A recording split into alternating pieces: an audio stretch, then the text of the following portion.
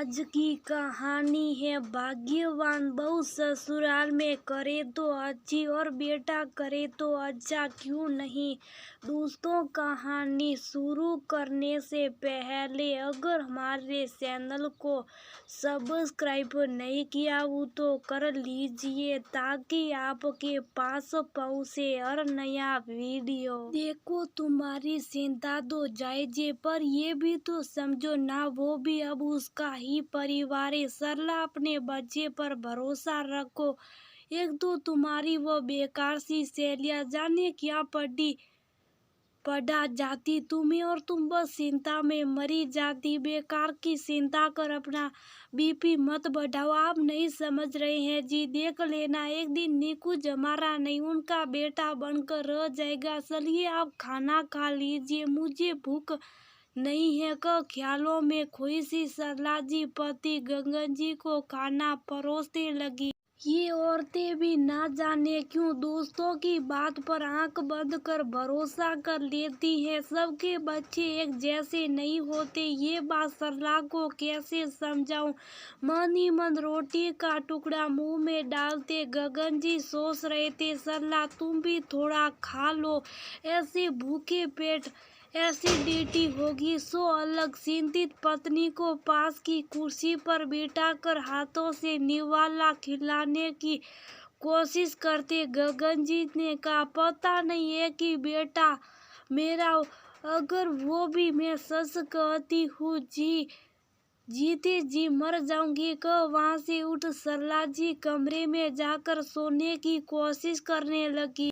कानों में बार बार दोस्त कस्तूरी की बात गूंज रही थी, देख ना गया तेरा बेटा भी अब तेरे हाथ से। सोच ही रही थी कि मोबाइल की घंटी बजी, देखा तो बेटे निकुंज का फोन था। हेलो, सरला जी ने कहा, क्या हुआ माँ, इतने मध्यम स्वर में बोल रही हो, तबीयत ठीक नहीं है क्या? निकुंज ने पूछा। नहीं नहीं ठीक हूँ, आवाज दुरुस्त कर सरला जी बोली। अच्छा सुनो, कल राशि के पेरेंट्स के घर जाना, कुछ लेकर जाना होगा क्या? पहली बार यहाँ से जा रहा तो मुझे कुछ समझ नहीं आ रहा है।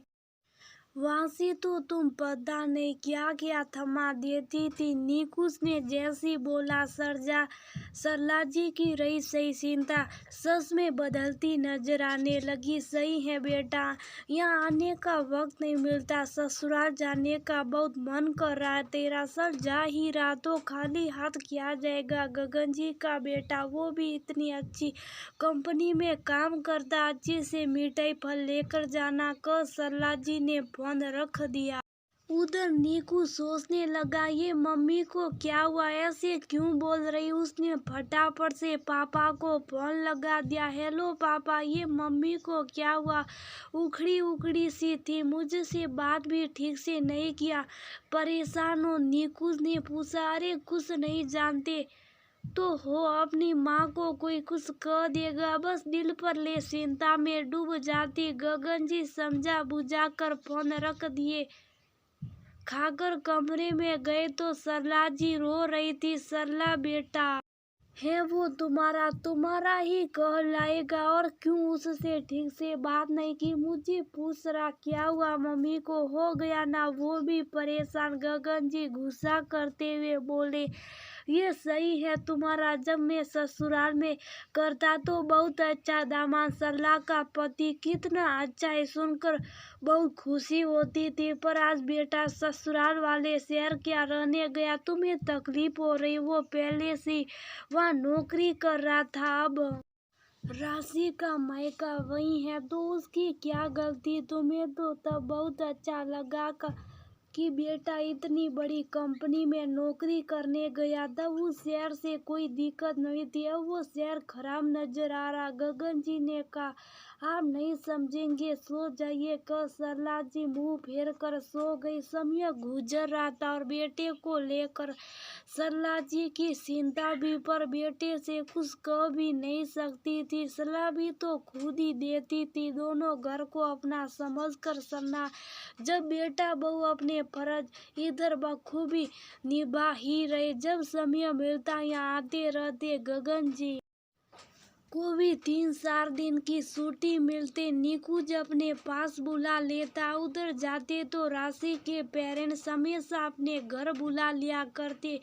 गुजरते वक्त के साथ सरला जी महसूस करने लगी थी जैसे बहू उनको दिल से अपना मान सब करती, हर बात का ख्याल रखती, अपने माता पिता के प्रति लापरवाही थी। कहने का मतलब ये है कि जो बहू सास ससुर के रहते समय पर हर चीज कर के दे दिया करती, मायके जाती तो कुछ नहीं करती। ये देख बहुत बार निकुंज कहता भी जाओ मम्मी की मदद करो, पर राशि नहीं सुनती। तो कितनी बार निकुंज जाकर मदद करने की कोशिश करता, दामाद को यूं मदद करने सास कभी नहीं देती, पर वो आग्रह कर कर दिया करता। इस बार जब सरला जी बेटे के घर गई तो राशि की माँ उनसे मिलने आई। राम सलाम के बाद राशि दोनों के लिए शाही नाश्ता लेकर आई और दोनों को बात करने छोड़ चली गई। आप बहुत किस्मत वाली हैं समधन जी, आप लोगों के पास नीकू जैसा बेटा जो कभी भी हमें ये एहसास नहीं होने देता कि वो हमारा बच्चा नहीं है।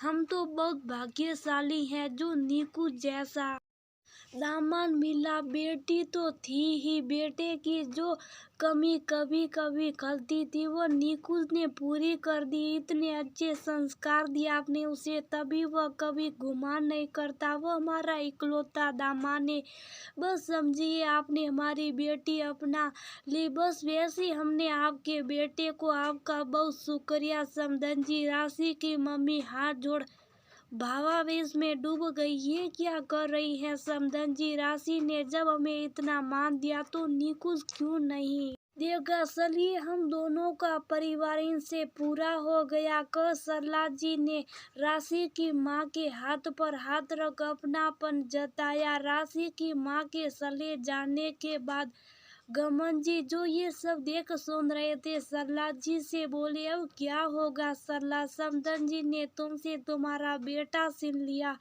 को हंसने लगे। ज्यादा मेरा मजाक ना बनाइए, मैं कितना गलत सोच रही थी जी। जब बहू हमें अपना माँ सब करती तो बहुत अकड़ में रहते बेटा, ससुराल को करता बुरा क्यों लग जाता। देखो मेरे संस्कार, मेरा बेटा कितना भाग्यशाली, दो माँ मिल गई उसे। सरला जी अपनी वाहवाही करते हुए बोली, और मुझे क्या मिला माँ? राशि कमरे में आकर नखरे दिखाते सरला जी से बोली, तुम्हें भी तो दो माँ मिल गई, कब बहू को गले लगा ली। गगन जी और निकुंज हंसने लगे। बहुत बार एक बेटी की माँ को इस बात की चिंता लगी रहती है कि बेटा कहीं ससुराल का होकर ना रह जाए। बस सरला जी को भी यही चिंता सताई जा रही थी, पर अब समझ गई कि जब बहू अपना सब छोड़ ससुराल वालों को अपना सकती है तो दामाद क्यों नहीं।